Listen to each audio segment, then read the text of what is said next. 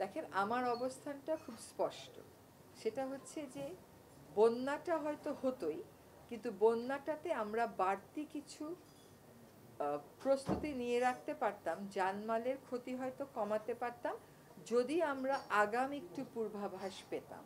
সেই আগাম পূর্বাভাস পাওয়ার ব্যাপারে আমরা গতকাল সারাদিনই পানি ভবনে ছিলাম, সেখানে দেখেছি এর আগেও উজানের দেশকে আমরা অনুরোধ করেছি।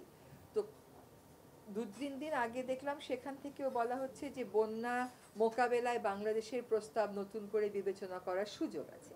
আর আমরা আমরা যেটা মোটামুটি একটা সিদ্ধান্তে এসেছি সেটা হচ্ছে যে আমরা বলবো শুধুমাত্র যে একটা দেশই আমাদের উজানে আছে তা তো না, আমাদের আরও দেশ আছে উজানে। সকল উজানের দেশকেই আমরা বলবো যে জলবায়ু পরিবর্তনের এই প্রেক্ষিতে আমাদের জরুরি হয়ে গেছে এই তথ্যগুলো নিয়মিতভাবে আদান প্রদান করা। তা নয়তো বাংলাদেশে যে এতগুলো মানুষ মরে গেল, এই মৃত্যুর দায় নেওয়াটা আসলে খুব কষ্টকর হয়ে যাচ্ছে। হ্যাঁ, অবশ্যই উজানের দেশকে আমরা এর আগে যে সিদ্ধান্তগুলো হয়েছে, এর আগে যে আমরা বলেছি সেগুলো রেফারেন্স দিয়ে একটা চিঠি পাঠাবো। আরেকটা হচ্ছে যে আমি গতকাল একটা অনুশাসন দিয়েছি যে আমি নোয়াখালী এবং কুমিল্লা এই দুটা জায়গাতে যেতে চাই। কারণ ফেসবুকে একরকম লেখা হয়, তার মধ্যে অনেকটাই হয়তো ঠিক হতে পারে, আবার অনেক জায়গায় আন্ডারস্ট্যান্ডিংয়েরও ভুল থাকতে পারে। তো আমরা একটা গণশুনানি করতে চাচ্ছি যে যারা ক্ষতিগ্রস্ত তারা এসে একটু বলুক যে কোথায় বাঁধের কারণে, কোথায় মাছ চাষের কারণে, বা কোথায় তৎপরতা সঠিক সময় না হওয়ার কারণে তাদের ক্ষতি বেশি হয়েছে, বা আদৌ তাদের এরকম কোনো অভিযোগ আছে কিনা, এবং কিভাবে করে পানি উন্নয়ন বোর্ড কাজ করলে, কিভাবে করে উজানের দেশের সাথে আমরা যোগাযোগ রক্ষা করলে তারা মনে করেন বিষয়টা কার্যকরী হতে পারে। এখন এটা আমার তো একটা দৃষ্টিভঙ্গি আছে, পানি সম্পদ মন্ত্রণালয়ের একটা আছে, পানি উন্নয়ন বোর্ডের একটা আছে, বন্যা পূর্বাভাস এবং সতর্কীকরণ কেন্দ্রের একটা আছে, কিন্তু খুব জরুরি হচ্ছে যে মানুষের সাথে কথা বলে এই বিষয়গুলো চূড়ান্ত করা। সেজন্য আমি একটা গণশুনানির আয়োজন করব।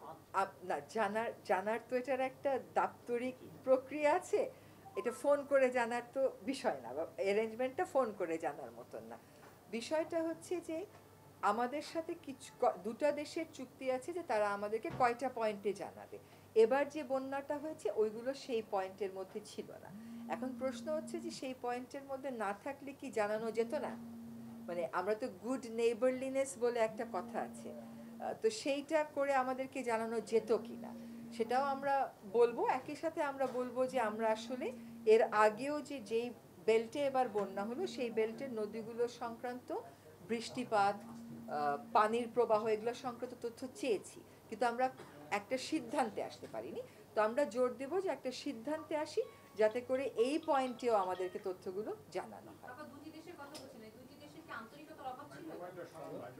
আন্তরিকতার ধরেন আজকে 53 বছর পার হয়ে গেছে, এখনো বৃষ্টিপাতজনিত তথ্য আগাম সতর্কতার জন্য সমঝোতায় আমরা আসতে পারিনি। এখন সেখানে আন্তরিকতার অভাব নাকি উদ্যোগের অভাব, দুটোই তো আমাদেরকে চিন্তা করে দেখতে হবে। আমরাও যথেষ্ট পরিমাণ স্পষ্টভাবে বারবার এটা বলেছি কিনা, তবে আন্তরিকতা যদি থাকতো তাহলে আসলে 53 বছর হয়ে গেল তো, এগুলো খুব সাধারণ বিষয়, এগুলো যে আমাকে এতটুকুন পানি দাও, আমাকে ন্যূনতম পানি দাও, সেগুলোর দাবি না। হ্যাঁ, এগুলো খুব মানবিক দাবি।